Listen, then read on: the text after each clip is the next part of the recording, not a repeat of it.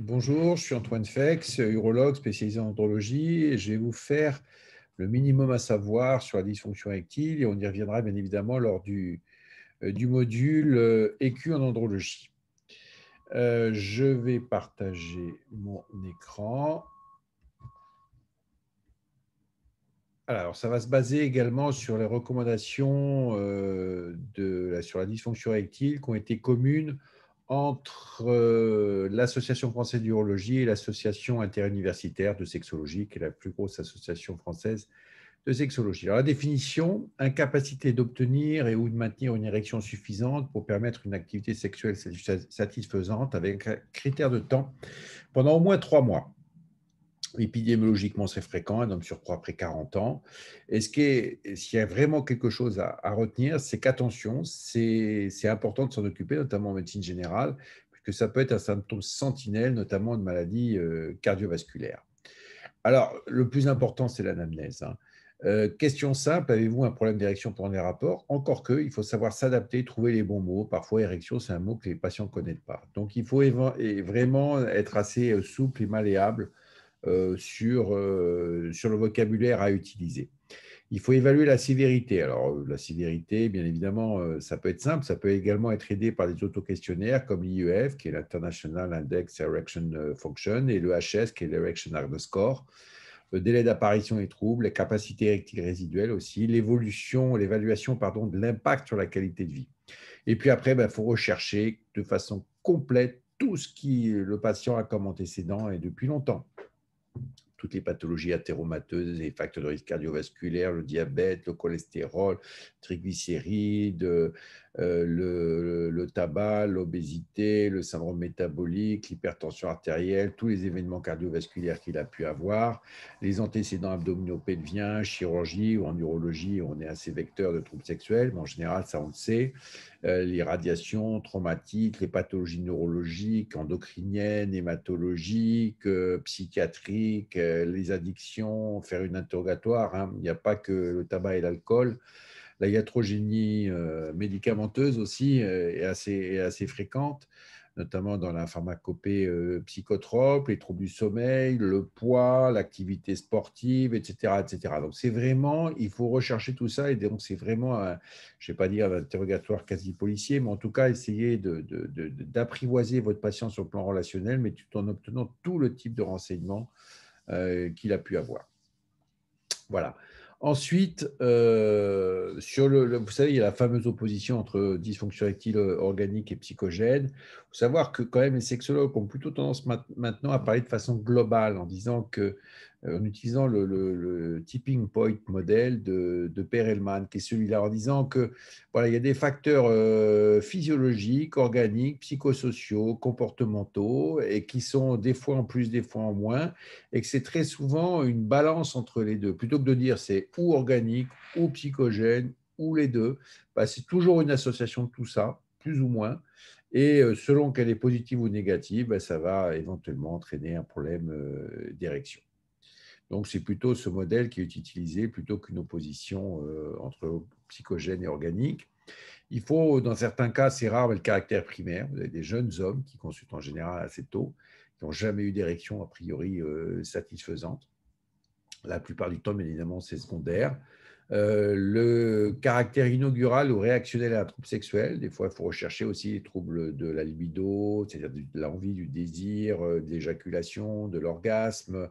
Le caractère brutal, avec éventuellement un événement de vie important, médical ou autre, ou progressive de la dysfonction érectile, le caractère permanent, situationnel, en fonction des partenaires, s'il y en a plusieurs, en fonction des vacances, des éventuels problèmes familiaux, financiers, professionnels. Mais surtout, il faut s'attacher à retrouver des érections normales. Alors, bien évidemment, comme on l'a dit, ça peut être situationnel, mais est-ce que les érections nocturnes et matinales sont présentes? Est-ce qu'elles sont moins présentes? Est-ce qu'elles sont absentes? Aussi par masturbation, si le patient se masturbe. Le délai entre l'apparition des troubles et la consultation doit être précisé. Il y avait une étude qui avait montré qu'en moyenne, c'était 2 ans. Donc, les hommes mettent souvent beaucoup de temps avant de consulter, ce qu'ils n'osent pas. Ils pensent toujours que ça va s'améliorer. Ils mettent du temps à parler au médecin généraliste. Des fois, le médecin généraliste n'ose pas lui en parler parce que c'est un copain, il le tutoie. C'est le médecin du village, de la belle-mère, etc. Il faut rechercher la capacité érectile résiduelle, parce que des fois, les patients qui ont un problème, ils ont quand même des rapports sexuels, et inversement, il y a des hommes pour qui les rapports sexuels sont impossibles depuis longtemps. Auto-questionnaire, l'IEF, qu'on utilise surtout une partie de l'IEF qui est l'IEF-EF ou IEF-6, qui est 6 questions, qui va un score jusqu'à 30. Et vous voyez, en dessous de 26, ben, vous êtes en dysfonction érectile de sévère à légère. Alors, il faut également rechercher l'environnement psychosocial qui peut interférer, générer ou pérenniser une dysfonction érectile, dans les produits psychoactifs, addiction, on l'a dit, le syndrome anxieux, dépressif, l'anxiété de performance sexuelle. Très souvent, les patients, ça ne marche pas, et puis ils pensent la fois d'après, et puis ils sont dans un contexte d'hyper-énergie, moins ça marche, moins ils y arrivent, plus ils ont peur, etc. Puis ils sont dans un cercle vicieux d'échecs qui n'arrange rien. Une pathologie psychiatrique, hein, toutes les pathologies psychiatriques sont importantes. Il faut parfois travailler de concert avec le psychiatre. Tous les événements de vie, on l'a dit. Parfois, ça peut être des choses assez surprenantes. Hein, une construction d'une maison, un nouvel emploi, une perte d'emploi, un contrôle fiscal, un décès dans la famille, un gamin qui pose souci.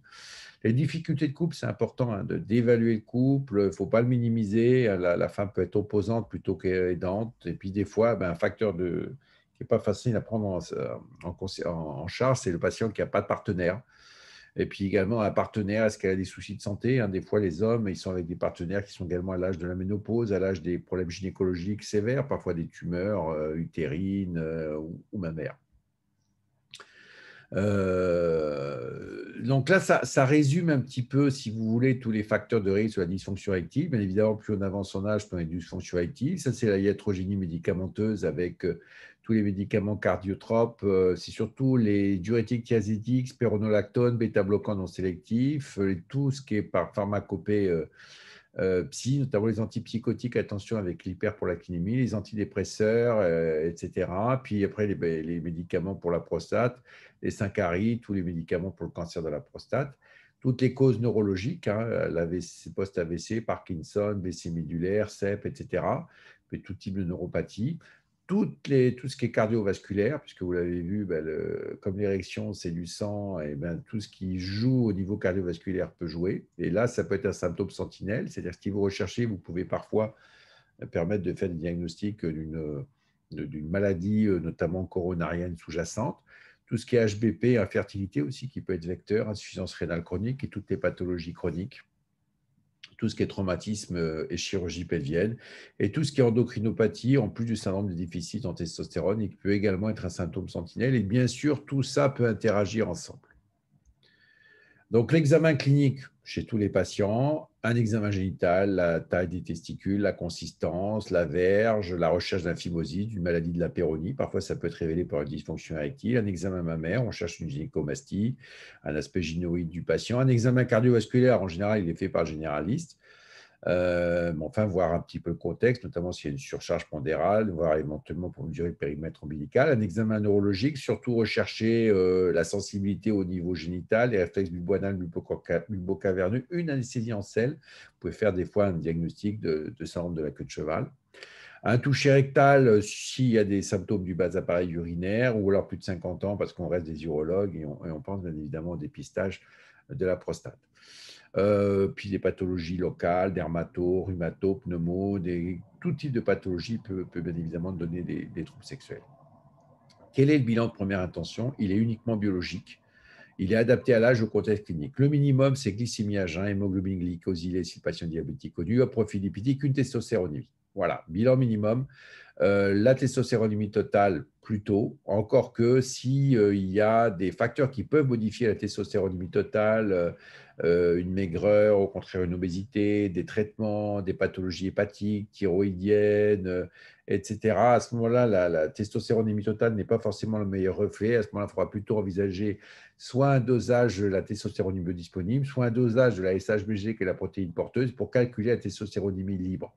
La testostéronémie libre toute seule, souvent, elle peut avoir des artefacts qui n'est pas forcément vrai. Puis il faut faire le dosage le matin et ne pas hésiter à le répéter 2 fois. à l'avoir deux pour au moins un mois d'intervalle, et surtout quand dans le mois précédent, il y a une intervention chirurgicale, une virose, ou quel que soit ce qu'il y a eu, ça peut également modifier et faire baisser artificiellement la testostérone. Le dosage de la DHEA qui se demande, ou sulfate de DHEA, n'a aucun intérêt chez l'homme. Le dosage de la prolactinémie, surtout si la testostéronémie est basse, ou éventuellement, selon le contexte, je l'ai parlé tout à l'heure des antipsychotiques, qui peuvent donner des hyperprolactinémies. Puis après, il y a certains symptômes qui peuvent faire évoquer un microadénoma prolactine. Je pense notamment s'il y a des troubles visuels ou céphalées. Pas d'autre exploration. Alors, dans un second temps, ou s'il y a un terrain particulier, un Doppler injecté au niveau de la verge, l'écho-Doppler des gros vaisseaux, une consultation cardio s'il y a plus de 2 ou 3 facteurs de risque cardiovasculaire, une consultation neuro, psychiatre, endocrino, etc. Donc, une origine, selon le concept de Perelman, organique prédominante, c'est plutôt progressif, disparition des érections nocturnes, conservation de la libido, il y a toujours une éjaculation, partenaire stable, une étiologie organique évidente, un examen clinique anormal, et puis pas de problème psychologique. Et des examens complémentaires qui confirment. Et inversement, l'origine psychogène prédominante, apparition brutale, la conservation des érections nocturnes, diminution de la libido, l'absence d'éjaculation, des conflits conjugaux, bien évidemment. Hein. Des fois, ce n'est pas un problème d'érection. Facteur dépressif, un examen clinique est normal, et puis des troubles psychologiques, des troubles de l'humeur, et puis aucune anomalie aux examens complémentaires. La prise en charge, pour finir, eh bien, il faut l'adapter à chaque situation, mais on va essayer de généraliser, on verra après dans l'écu. Il faut avoir une approche, vous voyez, globale, bio-psychosociale de l'évaluation de ces dysfonctions sexuelles, puis avoir apprécié également d'autres types de dysfonctions sexuelles. L'éjaculation prématurée peut être assez souvent associée, puis impliquer si possible la partenaire. Faut donner une information de base, des fois c'est simplement la réassurance et expliquer les choses, dédramatiser, puis il faut adapter à l'âge. Aussi, des fois, il y a des patients, ils viennent me voir à 70 ans en disant avant, j'avais un rapport sexuel par jour quand j'étais jeune, j'ai rencontré une nouvelle femme, elle a 30 ans de moins que moi, donc je veux un rapport sexuel par jour parce qu'à 40 ans, j'avais un rapport sexuel une fois par jour. Des fois, il faut un petit peu tempérer, expliquer qu'il y a quand même une physiologie, qu'il y a une période réfractaire qui augmente avec l'âge. Les conseils d'hygiène de vie, puisque vous avez vu, les facteurs de risque cardiovasculaire, c'est important. Donc, l'alimentation, le rythme de vie, le sevrage de tout type d'addiction, tabac, alcool ou autre, la lutte contre la sédentarité, la perte de poids, le contrôle d'une tension artérielle, etc. etc. Sur le plan cardiologique, ben, il faut essayer de faire la liste et voir s'il y a des médicaments qui peuvent interférer. Et avec le médecin généraliste ou le cardiologue, éventuellement changer un diurétique thiazidique, un bêta-bloquant non sélectif, un spironolactone, si c'est possible, mais sans compromettre quand même l'équilibre cardiovasculaire. Dosage de la prolactinémie, si vous avez un contexte soit clinique avec des signes neurologiques, soit un traitement qui peut être hyperprolactinémique, comme notamment les antipsychotiques. L'option thérapeutique de base, c'est les inhibiteurs de la phosphodiestérase 5, c'est-à-dire le Viagra, le Levitra, le Cialis et le Spedra. Alors, il y a à la demande, on prend 3/4 d'heure, 1 heure avant pour quelques heures. Il faut toujours qu'on soit dans un contexte de stimulation sexuelle. Ou alors traitement quotidien avec le tadalafil 5. Il n'y a pas de choix à dire l'un est mieux que l'autre. Très souvent, moi, je fais assez souvent 2 ordonnances avec un traitement à la demande et un traitement quotidien. Et selon le rythme de sexualité, les effets secondaires éventuels qui peuvent être un petit peu légèrement différents, on y reviendra plus tard, avec les différents traitements, le patient va choisir ce qui lui convient le mieux et en accord, si possible, avec la partenaire. Traitements hormonaux de type androgénothérapie, c'est s'il y a un déficit aux androgènes avec au moins 2 dosages, une absence de contre-indication. C'est pour ça qu'il faudra voir, palper les seins. Cancer des seins, cancer de la prostate agressif sont les contre-indications formelles. Et un hématocrite supérieur à 53%. Puis il faut être contrôlé sur le plan cardiovasculaire.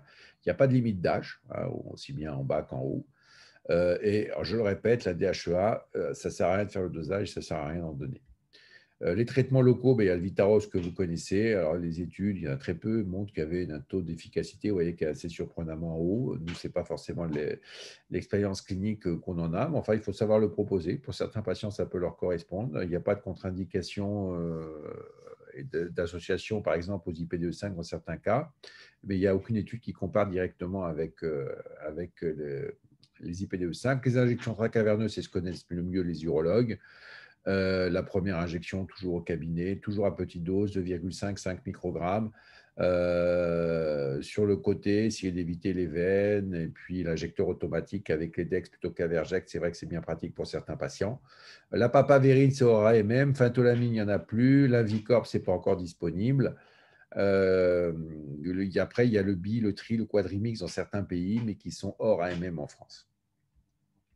Et puis, il y a le vacuum qui est peut-être insuffisamment présenté aux patients. Chez certains patients, dans la littérature, c'est 40 à 50% des patients. Ça peut permettre de trouver une solution non pharmacologique ou en cas d'échec pharmacologique. Alors, ça dépend des anatomies, ça dépend de la compliance. Ce n'est pas pris en charge par la sécurité sociale. Alors, les ondes de choc aussi que vous voyez là, c'est une nouvelle option thérapeutique pour la régénération caverneuse. Les études parlent entre 40 et 70% d'amélioration.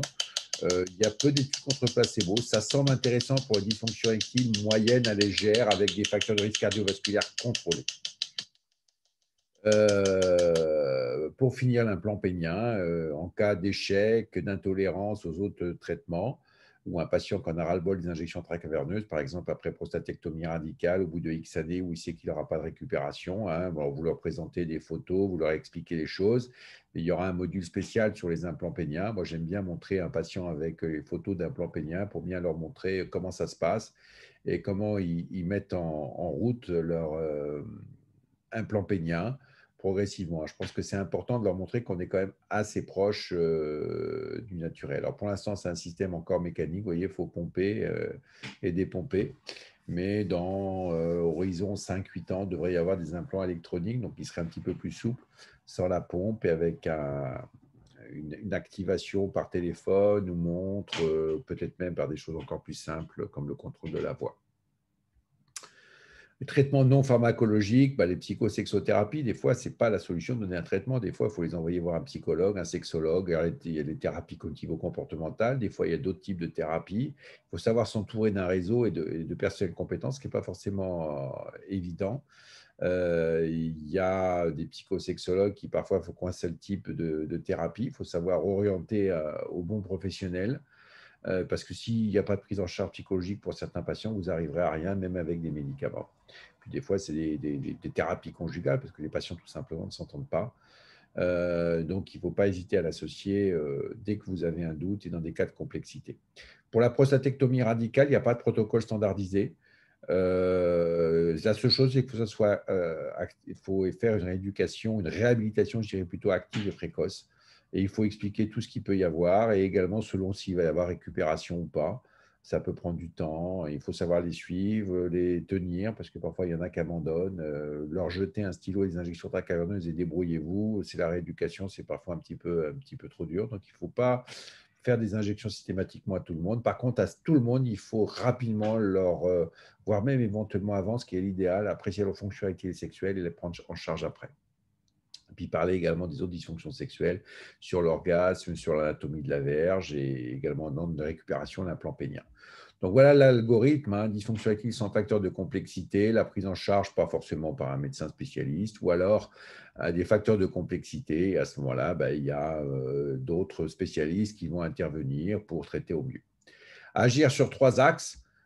Supprimer, contrôler les facteurs de risque de dysfonction érectile, améliorer le symptômes de dysfonction érectile et puis éventuellement améliorer la compétence caverneuse. Donc, pour l'instant, on n'a que les ondes de choc. Il y a également des études préliminaires sur le PRP, mais on n'a pas d'études suffisantes. Voilà, je vous remercie. Et ça, c'est les adresses mail si vous avez des questions complémentaires avant le module EQ. Au revoir.